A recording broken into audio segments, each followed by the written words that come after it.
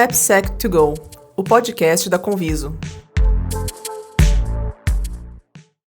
E aí, pessoal, sejam bem-vindos a mais um episódio do podcast AppSec2Go, podcast da Conviso, que faz parte de uma série de ações aí para fomentar a comunidade AppSec. E eu sou Gabriel Galdino e hoje estou aqui com o Ricardo Zandonai. Tudo bem, Ricardo? Opa, beleza. Ricardo, ele é mestre em Big Data e Business Intelligence na Universidade de Isabel, Espanha, e hoje ele atua com a AppSec na PicPay. E para chamar o Ricardo aqui, que conheci no TDC falando sobre Log4Shell, a gente trouxe o tema que é sobre dependência, né? Dependência de software, que é esse trecho de código que você geralmente aí pega para poder utilizar no seu código, para poder trazer aí uma funcionalidade nova, ou para agilizar aí o ciclo de lançamento, enfim. O problema é que muitas vezes esses pacotes de terceiros que você utiliza pode conter algum risco. E aí a gente tem uma série de ferramentas que pode te ajudar, como análise de composição de software, a famosa SA, e também algo que não é muito famoso aí, mas que é essencial, que é a lista de materiais de software, o conhecido SBOM. E a gente vai falar um pouco sobre esses tópicos, que, de forma geral, resume, então, qual que é o papel da gestão de dependência de software para desenvolvimento seguro, que toda pessoa que desenvolve precisa saber. Antes de começarmos, acho que é importante lembrar que no nosso blog você encontra uma série de artigos e muito conteúdo sobre a AppSec, depois só acessar os links. E é isso, já quero começar aí perguntando para o Ricardo o que é dependência de software, quais são os tipos de dependências, para quem está começando a conhecer o assunto. Beleza, Gabriel. Dependência é uma parte do nosso software importante. Antigamente a gente costumava escrever grande parte do código-fonte na mão. Então, por exemplo, eu precisaria fazer uma conexão com o banco de dados. Eu escreveria essa conexão, faria toda essa conexão com o banco de dados e eu teria que manter todo esse código dentro do meu repositório de código. Conforme foram evoluindo e a comunidade foi crescendo de software, a gente começou a disponibilizar pequenas dependências para facilitar um pouco esse tipo de interação que a gente tem no software, né? Então, por exemplo, eu preciso fazer uma conexão com um banco de dados Postgres. Hoje eu vou lá, baixo a biblioteca do Postgres, se eu estiver usando Java, eu vou utilizar um JPA para fazer essa conexão, faço uma configuração e está bem tranquilo. Não preciso escrever nenhum código-fonte dizendo, olha, você vai lá no banco de dados, conecta na porta tal. Isso já está quase tudo dentro da biblioteca, a biblioteca vai fazer tudo isso para ti. A maioria dessas bibliotecas, elas são open source, então a gente simplesmente vai num repositório e baixa essa biblioteca de outro desenvolvedor, vai ter várias versões, vai ter em várias linguagens. Então, por exemplo, eu posso ter bibliotecas para o meu front-end. Então, por exemplo, eu preciso botar um botão que quando eu clicar, ele vai dar um brilho na tela. Tem uma dependência para fazer isso hoje, então você vai importando isso para dentro do seu software para você não ficar tendo que escrever essa parte de código que já foi escrito por outra pessoa e às vezes ela está muito mais madura do que aquele tipo de código que você iria escrever. A comunidade, às vezes, se você pegar comunidades, por exemplo, Spring, ou até a própria comunidade do React, que é para front-end, são bibliotecas muito maduras, elas têm, os desenvolvedores são vários desenvolvedores sêniores, engenheiros, arquitetos, que pensaram em fazer aquilo ali da melhor forma e disponibilizam para o desenvolvedor essa facilidade na hora que ele está escrevendo o software. Antigamente não, antigamente você tinha que escrever tudo na mão, ou você compraria essas bibliotecas de terceiro. Hoje em dia ainda tem bibliotecas que são pagas, mas são raros casos, não existe muitos casos normalmente que a gente utiliza uma empresa, a gente normalmente pega uma biblioteca de terceiro, importa, começa a escrever nosso software em cima dela, pega um framework, por exemplo, vou utilizar o Spring. Você vai no site do Spring, cria um projeto lá dentro do próprio site e você já sai programando ele. Antigamente não, você teria que escrever como o seu endpoint vai se comunicar, como é que você vai disponibilizar esse endpoint, todas as rotas, entre outras coisas que você deveria escrever. Sobre os tipos de dependência, a gente vai ter dois tipos de dependências principais, que são as dependências diretas, que é aquilo que a gente importa diretamente. Então, por exemplo, eu quero utilizar um Spring Boot no meu projeto. Eu vou lá no meu arquivo POM, no meu arquivo Gradle, e coloco a dependência do Spring Boot e o meu Maven, meu Gradle vai baixar o Spring Boot da minha máquina. Junto com essa dependência do Spring, existiam outras bibliotecas, outras dependências que vão vir junto com esse pacote, porque essa biblioteca do Spring, ela depende de outras dependências que estão ali. Essas dependências são dependências transitivas, que elas vêm diretamente para o nosso código através de uma dependência que a gente produziu diretamente. Uma É, em relação, por exemplo, hoje em dia toda aplicação moderna ela utiliza dependência, né? Eu queria saber, a gente tem é muito comum essa noção de, tipo, essa dependência, ela tem outra dependência dentro, ou a gente, às vezes, usa uma dependência e a gente nem sabe que aquela dependência ela é transitiva, ou seja, ela é dependente de outras dependências. Porque eu, por exemplo, não tenho essa visão. Geralmente, quando eu baixo ali no Nugget uma biblioteca, enfim, eu nem penso nisso. Então, não sei se isso é uma coisa que é muito evidente, assim. Normalmente, quando você não está ali batendo direto no código, importando muitas dependências, quando o seu projeto não é muito grande, você não tem uma visão muito ampla quanto a isso. Mas um problema que vem junto com essas dependências indiretas é o quê? Eu importo a biblioteca A e a biblioteca B. A biblioteca B faz referência a uma versão da biblioteca C, e a dependência B faz uma outra versão de uma biblioteca C. Isso pode dar algum conflito, e até, por exemplo, a versão que foi importada não é compatível entre essas duas bibliotecas. Então, o meu código pode dar problema, porque eu estou com uma dependência que é importada em 2 pontos e eu vou estar utilizando só uma versão e não as duas. Normalmente, o gerenciador de dependência não traz as duas versões do código ali para estar importando. E aí o meu código começa a dar erro em coisas que eu não importei diretamente, coisas que eu importei indiretamente. Então, não é algo visível, você não pega o seu arquivo de POM e você sabe o que está importando de outras dependências transitivas, não sabe o que está vindo transitivo. Você tem que, por exemplo, no caso do Java, eu falo Java porque eu tenho quase uns 10, 15 anos de Java, então é bem comum para mim. Quando você vai ali no Maven, você tem que gerar uma árvore de dependências para realmente ver o que é de dependência direta e o que ele importou indiretamente através daquelas dependências que você importou. Isso é um pouco escondido, mas dependendo da ideia que você está utilizando, por exemplo, IntelliJ, tem alguns plugins que já geram essa lista, fica bem visual, você pode consultar ali com as dependências e ele inclusive já mostra dependências que tenham algum conflito entre versões. Então, por exemplo, a versão A e a versão B estão importando a C ali em duas versões diferentes, ele já pinta em vermelho a versão C dizendo, ó, você tem que verificar isso aqui porque pode dar algum conflito de código. Total. Essa parte de visibilidade é interessante porque, assim, tanto que a gente não conhece muito bem essa árvore, a gente não busca muito conhecer essa árvore, tanto porque a gente às vezes só se preocupa se está funcionando. Tipo, peguei aquela dependência, ela conseguiu fazer o que eu queria. Tipo, eu não penso se ela depende de outra coisa, ou se tem alguma vulnerabilidade, os riscos que isso pode trazer ao meu código. Eu acho que é importante a gente trazer esse ponto de que quando a gente usa uma dependência, a gente tem essas questões envolvidas, né? Tanto outras dependências, quanto até riscos ou problemas que pode aí acontecer numa atualização, enfim. Dependências, elas não são perfeitas, elas têm alguns problemas que a gente precisa sempre ter em mente. E, bom, você falou de Java, né? Pacote de Java, e aí eu lembrei, obviamente, do Log4j, que aconteceu aí no mundo de Java. Não sei se você quer falar um pouco sobre o impacto disso, se isso hoje em dia ensina alguma coisa para a gente, né? Para a gente que desenvolve. Claro. Claro, a ideia do Log4j e Spring for Shell também, que aconteceu quase na mesma época, é que, assim, são dependências extremamente utilizadas, então, por exemplo, quase todos os projetos Java têm Log4j.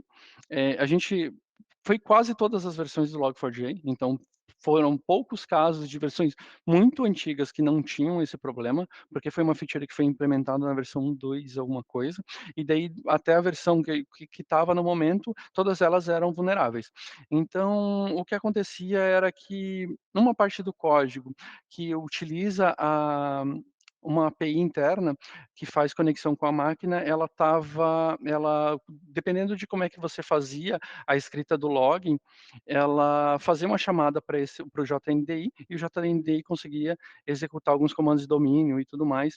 Então, é algo meio bobo deixar isso aberto e por tanto tempo e não ser testado. Mas por quê? Era uma dependência tão comum que talvez os pesquisadores não levaram uma relevância para isso durante muito tempo, entende? entendesse? Então, a gente tem que cuidar um pouco, às vezes, porque algo que é muito utilizado nem sempre é aquilo que é mais seguro, né? Então, por exemplo, o Log4j é um dos casos. Cara, era utilizado para tudo, mas estava com uma vulnerabilidade crítica e vai saber há quanto tempo alguém já não estava explorando aquilo ali, né? Porque a gente pescou isso agora, mas alguém já poderia estar explorando isso há muito tempo, tem invadido vários servidores com esse problema e ninguém está ciente desse tipo de vulnerabilidade, né? Então é complicado.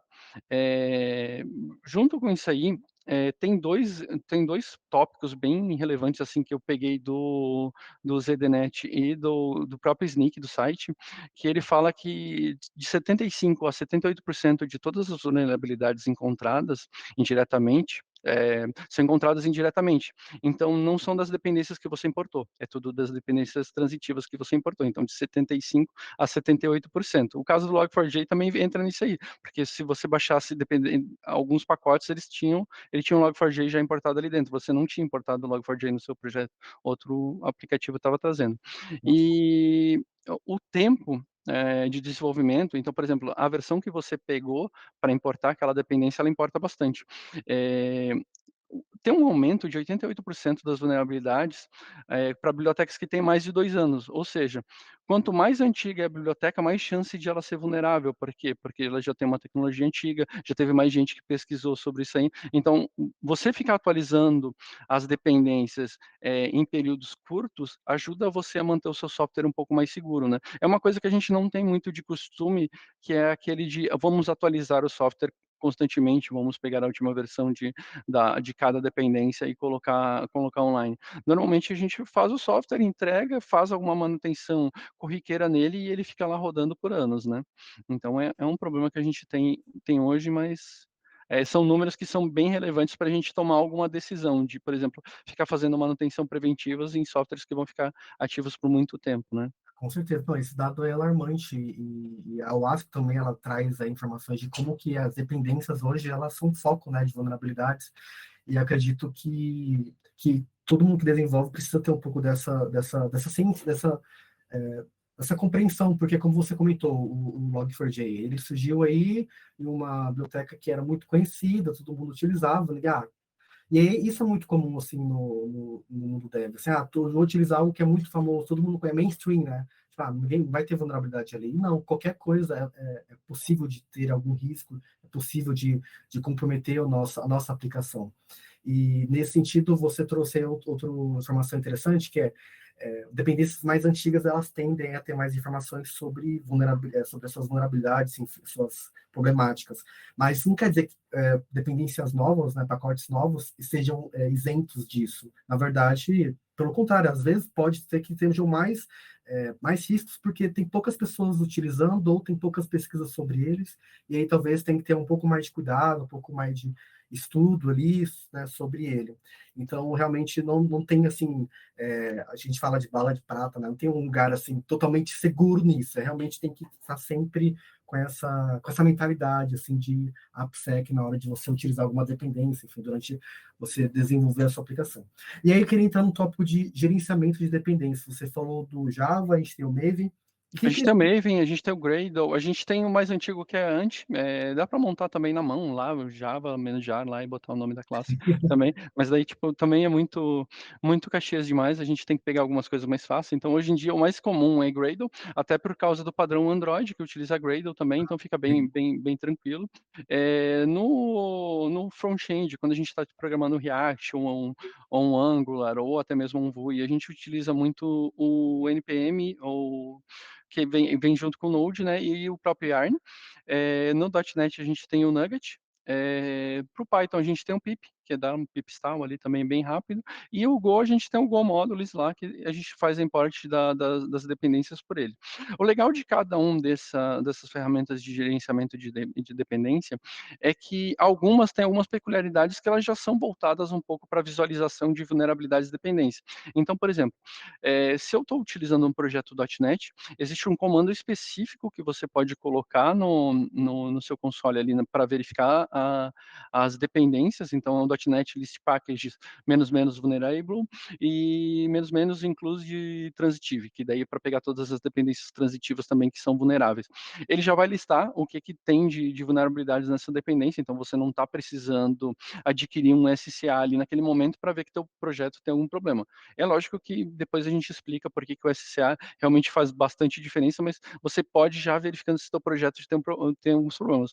O próprio Node tem um npm audit. No Java, a gente não tem um comando específico, você tem que baixar algum plugin e tal, mas se tu entrar dentro do próprio NVM repository, que é onde que tu busca as dependências, ele já vai dizer quais as versões que estão vulneráveis e diz já quais os CVEs relacionados para ela. E caso tu não encontre informação sobre quais problemas tem as tuas dependências, aí tu pode usar o CVE Details, bota o nome do produto ali, procura por ele, você vai encontrar se aquela versão que você tem um CVE já relacionado. Não quer dizer que, se não ter um CVE relacionado, não quer dizer que a tua dependência está segura. É simplesmente que ainda ninguém encontrou um problema e relatou só, tá? Então, um processo que é legal você tá fazendo também é, por exemplo, assim, hoje em dia a gente pega bibliotecas muito novas, a gente costuma importar bibliotecas muito novas, porque principalmente na parte de front-end, como é um mercado muito aquecido, é um mercado muito rápido, e está surgindo bibliotecas todo dia de front-end, a gente às vezes se depara com um projeto que faz aquilo que a gente precisa, mas ele não é maduro o suficiente. Então, no ponto de não ser maduro, pode ser que é um time pequeno, é um desenvolvedor solo, ele não colocou um pipeline lá para fazer a verificação do código dele. Então, é interessante que, às vezes, quando você não tem aquela ciência, se aquela dependência realmente é madura o suficiente, você utilize um SAST dentro desse código para dar dando uma verificada se tem algum problema de dependência ou não. Como está tudo no GitHub hoje, você vai lá no GitHub, pega a versão que você quer específica, escaneia aquele código, pelo menos para ter uma primeira visão. Não quer dizer que não vai encontrar problemas depois, mas pelo menos 50% do serviço ali vai ser feito pelo SAST para dizer, olha, essa dependência aqui está ok, você pode utilizar ela com um mínimo de segurança para ela, né?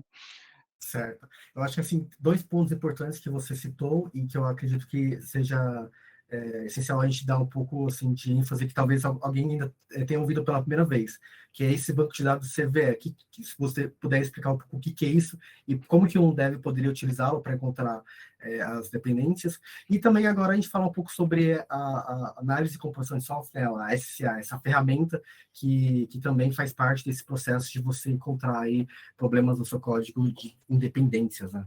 Claro. O CVE, na verdade, são pequenos estudos que foram feitos em cima de várias dependências que vão apontar problemas nessa dependência. Então, cada CVL vai ter uma nota que vai depender do quanto fácil é você explorar essa vulnerabilidade e o quanto crítico pode ser esse problema dentro do teu software. Então, os CVEs eles vão ter notas, então quanto maior a nota, quanto mais perto de 9, mais problemático e perigoso é você ter essa dependência importada no seu código. Tem alguns com CVE 7 que ainda dá para importar com um mínimo de segurança, e a 6 para baixo já fica um pouquinho mais difícil de uma pessoa explorar esse tipo de vulnerabilidade no seu código, na sua aplicação. Basicamente, o SCA, o que ele faz é o quê? Ele tem um banco de dados de CVE, então ele pega todas as bibliotecas que você tem no seu software, ele vai lá e roda um grade ou lista das bibliotecas, compara essa lista de cada dependência que ele encontrou com os CVEs que já existem no mercado, e dependendo da ferramenta de SCA, ela também vai ter um banco interno dizendo algumas dependências que os pesquisadores internos daquela ferramenta encontraram sobre aquela dependência. Então, basicamente, assim, o SCA, ele está ali olhando a composição do teu software. Ele vai pegar todas as dependências, vai gerar uma lista, vai comparar os CVEs para ver se ele encontra algum CVE, vai comparar interno para ver se ele já encontrou alguma vulnerabilidade ali, e ele fica fazendo esse scan, dependendo da ferramenta SCE, é lógico, mas ele fica fazendo esse scan recursivamente. Por quê?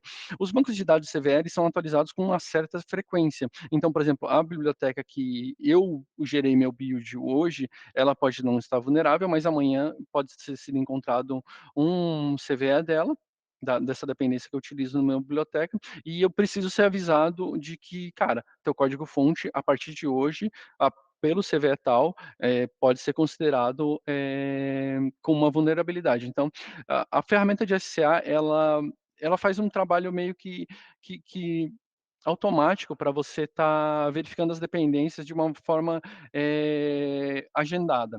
Então, a gente tem várias ferramentas hoje no mercado, a gente tem as ferramentas open source, a gente tem o dependency check da WASP, a gente tem um Snyk que dependendo do tipo de licença do teu software, ele também fica open source. Para quem utiliza GitLab tem o Gemasio, para quem utiliza GitHub tem o dependency check, o Dependabot, desculpa. Então ele já vai ficar olhando as suas dependências do teu código e te avisando, ó, cara, essa dependência aqui, a partir de hoje, ela tem uma vulnerabilidade, cara, recomendamos você atualizar para dependência tal. Normalmente, a ferramenta de SCA, ela já vai te dar qual é a versão que já não vai ter vulnerabilidade. Porque o que acontece é o quê? Eu tenho, pegando no caso do Spring, eu tenho a versão 2.2.1, a 2.1.1 e a 2.0.1. Não quer dizer que a versão 2.0.5 seja vulnerável para uma versão 2.1.1, ou seja, o software ele tem várias versões ativas ao mesmo momento, então ele tem a 2.1, a 2.1.0 e a 2.1. E conforme ele vai atualizando aquela árvore de versões, ela vai se atualizando, ela vai corrigindo essas dependências nas próximas versões. É bem comum a gente se deparar numa empresa que vende software com várias versões do mesmo produto, várias versões diferentes do mesmo produto. Então, por exemplo, eu tenho um RP hoje, eu vou ter a minha versão 2.1, aí tem clientes que estão na 2.2, tem clientes que estão na 3.0, e a gente tem que ter um inventário para, tipo, cara, na versão 2.0 tem uma vulnerabilidade aqui de dependência, a gente tem que estar verificando e estar atualizando a versão dessa dependência ali dele. Então é interessante a gente ter uma ferramenta de SCA que ele vai trabalhando com essas versões que estão ativas do nosso sistema. Se você pegar uma versão mais gratuita, por exemplo, o Dependency Check, só vai servir quando você rodar.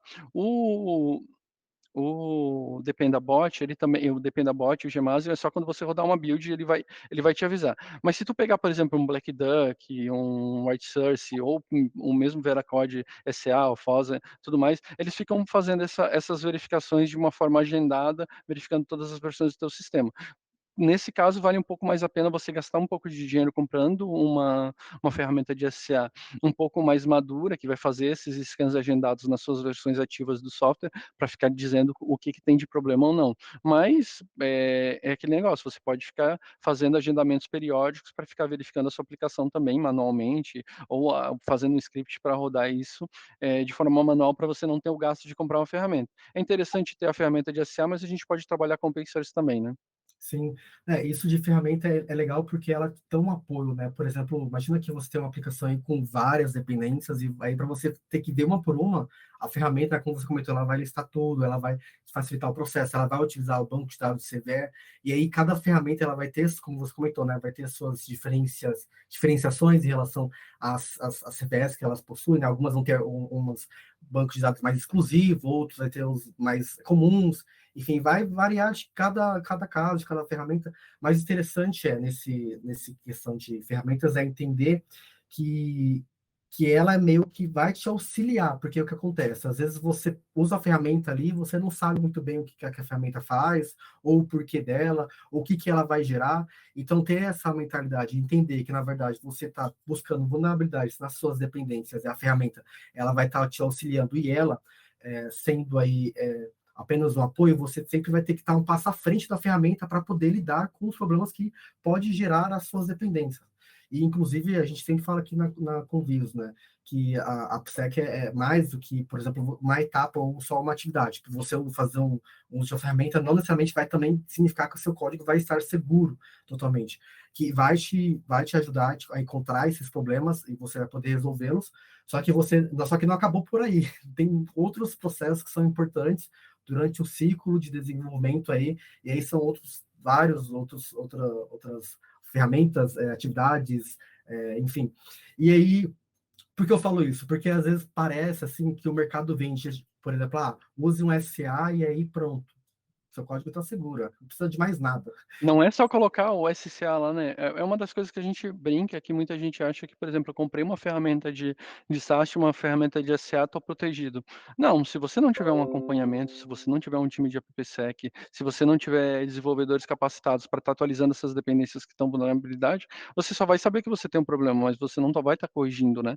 É uma coisa que acontece muito hoje no mercado, que a gente compra a ferramenta, a empresa compra a ferramenta, gasta muito dinheiro, porque essas ferramentas não são baratas nem um pouco.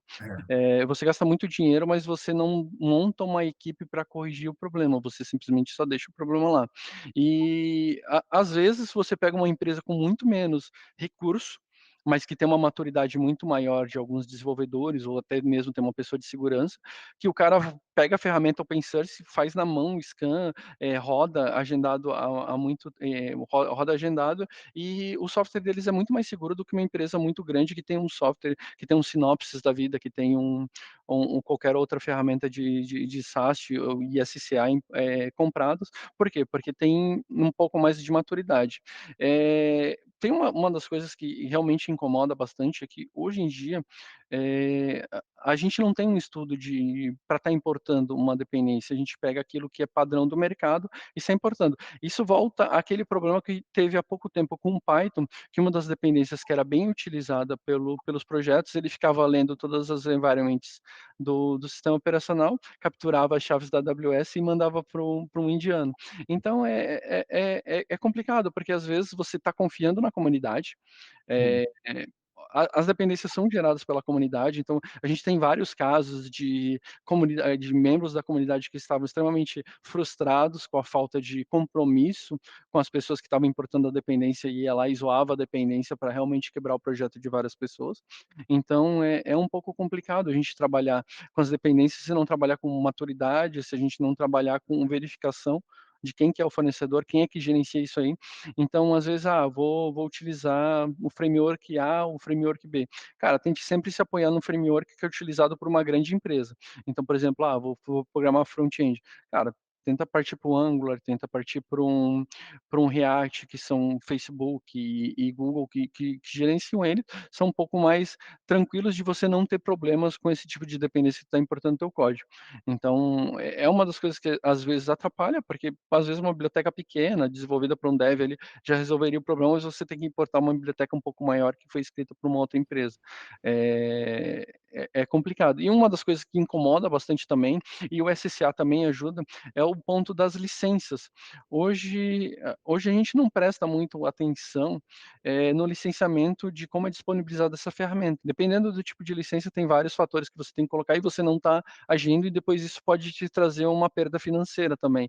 Então, o legal das ferramentas SCA, por exemplo, que elas já trazem um compilado de se a licença é compatível com com o teu modelo de disponibilização de software ou não, né. Então, nesse caso é legal, é um plus que a ferramenta de SCA traz, que um open source normalmente não vai trazer isso para ti, né.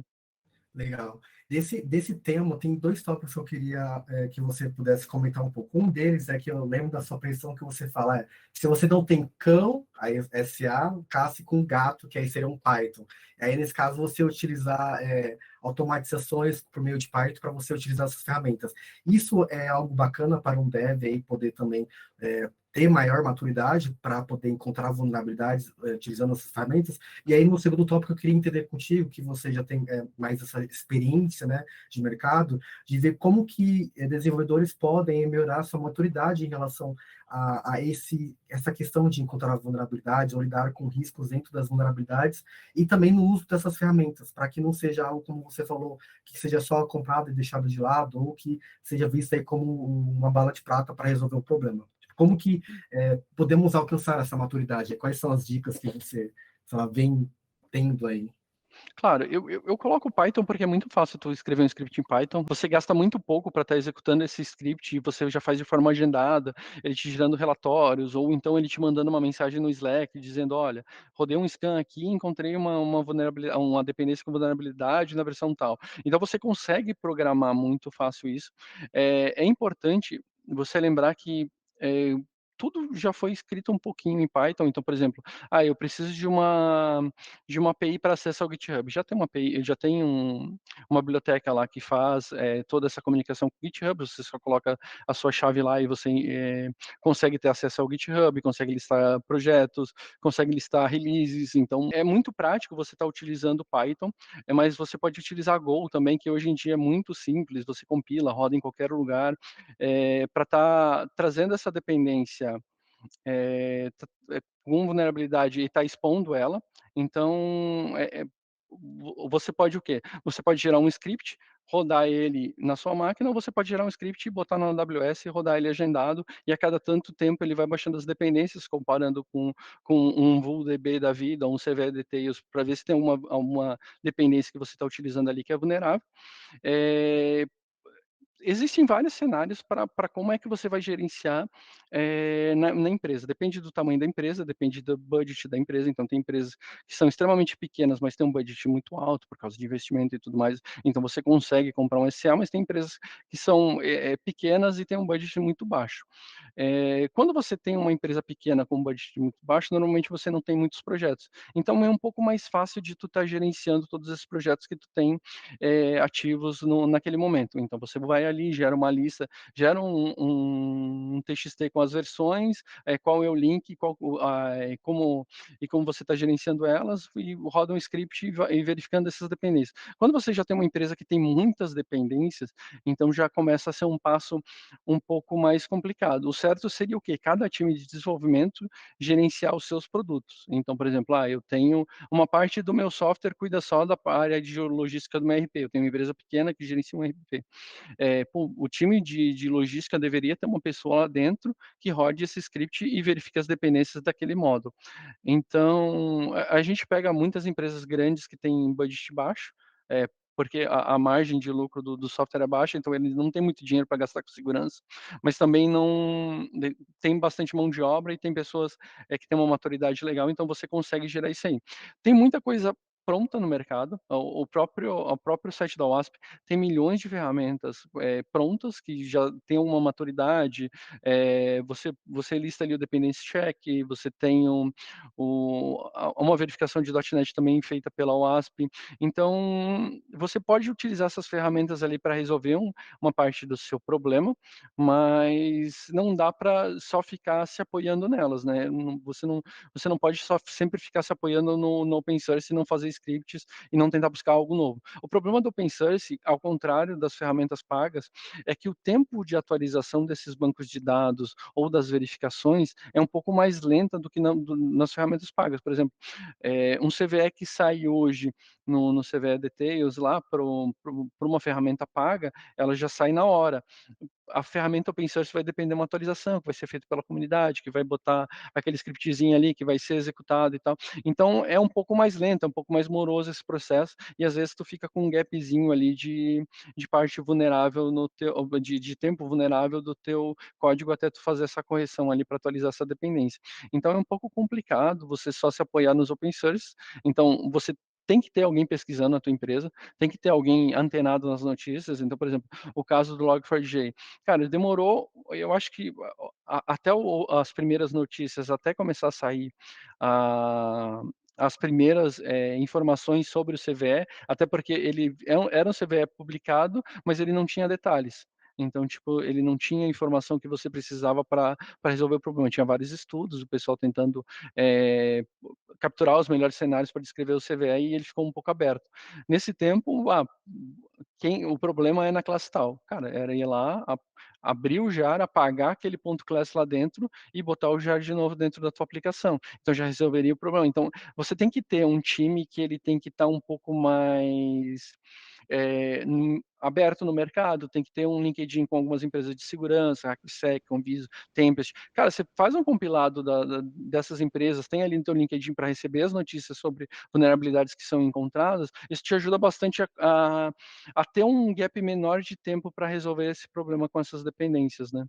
É isso aí, ó. Fiquem antenados nos nossos canais, aproveitando a divulgação aí. Mas é importante, isso que você comentou, além de você estar mais aberto aí nas redes, é uma questão que também de mentalidade, você ter essa noção de que vulnerabilidades novas estão surgindo, que sempre há riscos em toda parte, toda etapa aí do desenvolvimento da sua aplicação, e tendo essa mentalidade, né, esse mindset de AppSec, o que de interessante que isso gera, algo que você comentou, que a gente vai criando novos métodos e novas formas de adaptar essas ferramentas ou lidar com esses recursos de acordo com o nosso negócio, de acordo com a criticidade aí dos nossos ativos, enfim.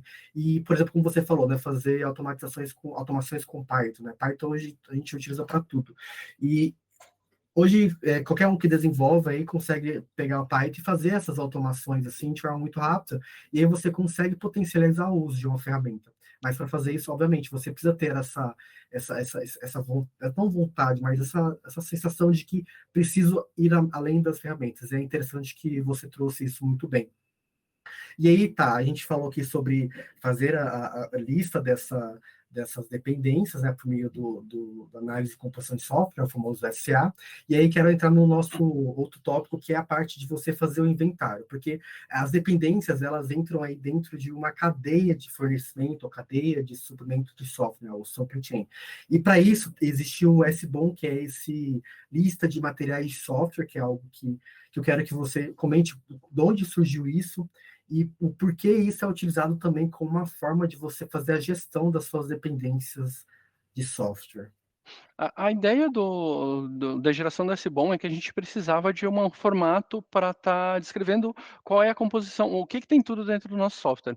Então eu preciso definir o que que eu tenho de dependências, o que que foi escrito, eu preciso ter toda a lista de materiais, né, que é o próprio SBOM, né, é a lista de materiais que eu utilizei para compor o meu software.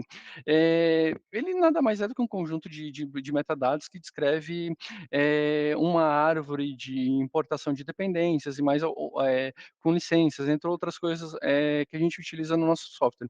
Ele tem alguns padrões, na verdade tem vários padrões no mercado, os mais comuns é o SPDX, o SWID e o Cyclone DX. O o SPDX, ele é um padrãozinho mais normal, ele é open source, tem várias ferramentas que já geram, documentações, para ele, então, por exemplo, se você pega o seu software, você só importa na ferramenta, ele já vai gerar um relatório nesse formato, e ele lista a estrutura de componentes, licenças e o copyright de cada uma delas. Então é legal para o pessoal fazer um pouco de compliance para ver se realmente a gente está adequado a todas as regras, todos as dependências que a gente utilizou, todas elas têm a licença correta e tudo mais, então o documento já vai sair com isso aí. O Swede, ele já é um padrão que define o ciclo de vida a partir do endpoint. Então, você tirando a partir do endpoint, ele já vai mostrar tudo que você está utilizando depois daquilo ali. Então, serve mais para você fazer um caminho feliz, você saber o que está ocorrendo no caminho feliz do teu endpoint, né? Quando eu chamo esse endpoint aqui, ele vai me trazer todas as dependências que estão sendo utilizadas por isso ali. E o Cyclone DX é um padrão um pouco mais leve, tem menos coisas, e ele é muito utilizado para PSEC e para análise de componentes. Então, algumas ferramentas de SCA utilizam esse padrão para estar fazendo a verificação das dependências, né? A ideia do SBOM em si é um inventário de uso, então, tipo, pô, o que que eu estou utilizando? E por que que normalmente a gente tem que fazer esse inventário? Normalmente, em empresas um pouco maiores, a gente gera, esse padrão de documentação, e em empresas que trabalham muito com editais. Então, por exemplo, quando você vai disponibilizar alguma ferramenta para um órgão governamental ou para um órgão militar, normalmente, essa instituição, ela quer saber um pouco como é que tu compôs aquele software e o que tipo de dependência tu está utilizando, até para ela se precaver de casos como o Log4j. Então ela quer saber se você não está importando o Log4j ali no meio. Você gera um relatório nesse formato, encaminha para eles, eles vão saber o que está acontecendo. Nos Estados Unidos é bem comum, então a gente aqui, por exemplo, eu já trabalhei com algumas empresas que trabalham com órgãos governamentais, eles pedem um relatório, mas normalmente eles não costumam olhar ou costumam descrever muito, mas já trabalhei em empresas que, além desse relatório, tinha que ter as descrições de todas as reuniões, tinha que ter a ata da reunião que foi definido utilizar essa dependência. Por que você utilizou essa dependência? Por que vocês fizeram o import dessa versão? Por quê? Porque eles querem saber qual é o caminho que tomou a decisão de estar importando aquela dependência para realmente ver se para frente faz sentido utilizar ela ou não. Ou seja, eu importei uma dependência que volta um A no meu endpoint. Para que eu importei? Porque eu precisava retornar um A e eu não queria escrever aquele código, importei a dependência. Mas agora a gente não precisa mais botar o A, então eu posso remover essa dependência fora, porque eu não estou mais utilizando. Se você tem um SBOM, ele vai e tem um padrão do modelo Switch, desculpa, você já vai ver que nenhum endpoint está utilizando aquela dependência. Você pode capar ela fora, você pode tirar do projeto e pedir, você pode tirar isso aqui fora, eu não estou vendo nenhuma utilização dessa dependência. Então, são alguns pontos que a gente pode estar utilizando para gerar uma lista, para saber como é que foi feito o software, para disponibilizar para quem está comprando o software, olha, cara, o meu software foi escrito dessa forma, nessa linguagem e com essas dependências, o resto do código-fonte é meu, mas se você quiser ter alguma dúvida sobre as dependências que foram utilizadas, você procura ali no GitHub e vai estar as dependências lá dentro, né? Interessante. Eu gosto desse conceito, assim, porque eu conheci ele faz pouco tempo e acredito que muita gente que vai estar ouvindo agora vai ser a primeira vez que vai ouvir esse termo SBOM, SBOM, Software Bills of Materials, e ele tem um pouco de relação aí com a ideia própria de cadeias de valor, né? Cadeias de valor no sentido de você produzir uma manufatura, né? A ideia de você, por exemplo, você produz um produto, quais são os fornecedores, a mão de obra, todos os atores e peças ali que fazem parte do seu produto final. E como eu tenho esse lado da economia, então, para mim, eu consigo fazer essa associação um pouco mais fácil. E é interessante pensar que, como você comentou, né, o governo norte-americano está trazendo essas recomendações. Isso talvez seja uma tendência para o mercado futuro de grandes empresas, ou seja, que podem gerar impactos significativos aí, caso tenha vazamento de dados. Então, acho que é, faz sentido eles proporem esse tipo de exigência no sentido de, meu, se estou fazendo uma aplicação, que engloba toda essa aplicação? Mas é o que você comentou também. Tem uma ata que explica porque eu usei um pacote X do dia tal, e isso, imagina para um desenvolvedor assim, ter que fazer todas essas pequenas etapas diariamente. Desenvolvedor não gosta de fazer documentação, né? Tipo, a gente faz porque a gente precisa. Mas se tu levar para um lado, a gente que é de AppSec, a gente compra muita ferramenta, a gente tem que fazer análise de fornecedor. Então, por exemplo, eu vou começar a utilizar, eu tô numa empresa tal que eu vou começar a utilizar um endpoint de um terceiro tal. Como é que eu sei que o software dele é seguro na parte de dependência? Eu não preciso ver o código dele, eu posso pedir só o SBOM, ele me manda o documento, eu verifico quais dependências que ele está importando e vou confiar na análise SAST que ele tá importando. Então, quando você vai fazer análise de fornecedor, que é um dos trabalhos de AppSec que a gente também tem que fazer, você pode pedir o SBOM, um relatório de SAST dele, só pega o relatório, gera o relatório final de SAST e a gente não precisa pedir um pen test.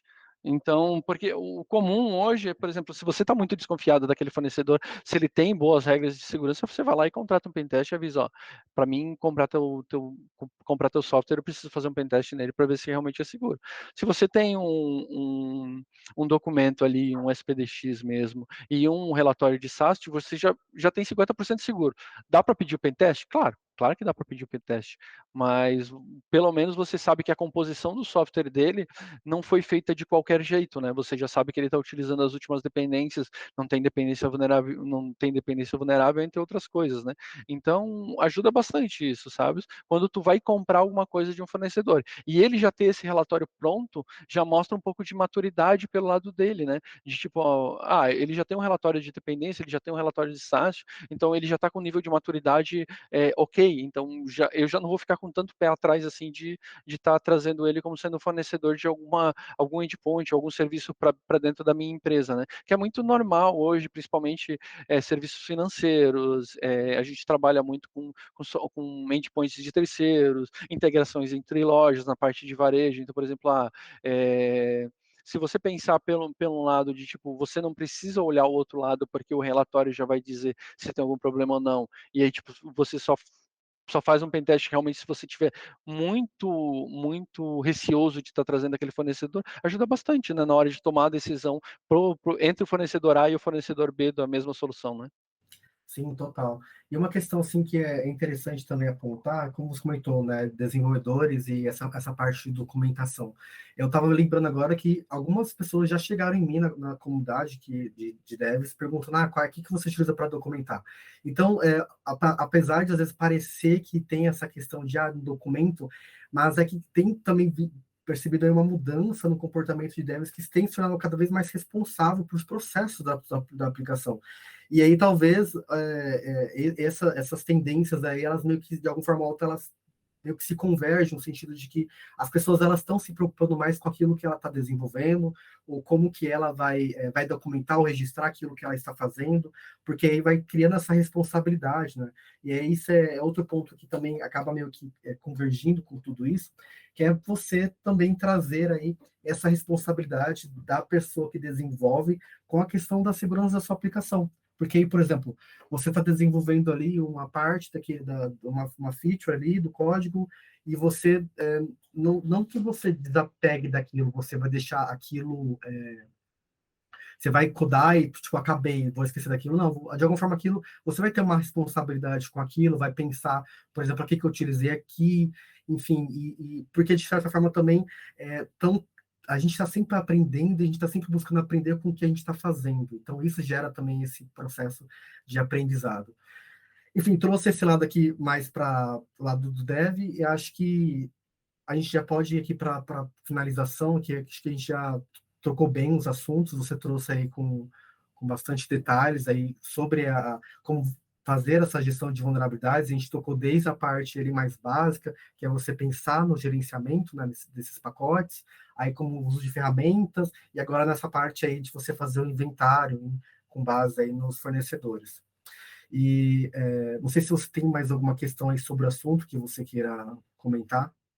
Não, acho que as notícias dos últimos tempos, elas realmente elas mostram que cada vez mais a dependência começa a ser um fator decisivo no teu software, se ele vai ser seguro ou não. Então, quanto mais maturidade você tiver na hora que você está puxando uma dependência e como você vai estar gerenciando atualizações, entre outras coisas, entre ela, vai ajudar a você tornar o seu software um pouco mais seguro. Antigamente a gente não tinha muita preocupação, né? A gente só saía importando as bibliotecas e segue o jogo, mas hoje as notícias provam que cada vez mais a gente está sofrendo mais ataques através de dependências, então está se tornando um problema muito recorrente e que a gente tem que botar bastante esforço para tentar mitigar as causas raízes, né? Ó, pessoal, a conversa está boa aqui, hein? Estamos chegando ao fim, então, desse nosso bate-papo com o Ricardo, mas vocês aí podem depois consultá-lo nas redes sociais, podem também enviar perguntas para as nossas redes, fazer comentários sobre o episódio de hoje. E, Ricardo, você teria aí alguma dica de conteúdo para os ouvintes que querem aprender mais sobre gestão de dependência de software? Algum livro, algum canal que você curta? Lembrando que todas as informações sobre Ricardo estarão aí disponíveis na descrição desse episódio do podcast. Normalmente a gente costuma pegar canais de segurança, até para ser atualizado, então recomendo muito HackerSec, entre outros canais, a própria Conviso, recomendo muito, você está seguindo ele ali no LinkedIn, sempre dá algumas dicas, tem mais o conteúdo, então é sempre relevante. Os podcasts também são bem legais da Conviso, então recomendo vocês assistirem os outros, a PPSec2Go. Teve um de mobile agora, eu acho que na semana passada, não foi, Gabriel? Bem legal também. Recomendo os eventos de segurança, MindTheSec, RoadSec. Recomendo o pessoal chegar lá e começar a trocar ideia. Normalmente você faz muito contatos nesse tipo de eventos, então te ajuda bastante no teu dia a dia, participar de alguns grupos de WhatsApp e tudo mais. Eu acho que era isso, Gabriel. Obrigadão aí mais uma vez por você ter aceitado nosso convite, de ter compartilhado aí um pouco do seu conhecimento. Fiquei muito contente aí com a sua participação. Nossa conversa acaba por aqui. Muito obrigado por vocês terem acompanhado esse papo. Espero aí que tenha contribuído com o aprendizado de vocês, que hoje vocês saibam um pouco mais sobre dependências e também tenham aí mais dúvidas e questionamentos, que é essa ideia mesmo, de trazer essas reflexões. E para continuar recebendo notícias sobre o mundo de AppSec, siga aí a Conviso nas redes sociais e fique atento às notificações. É isso, pessoal. Obrigadão e até a próxima. Valeu, pessoal.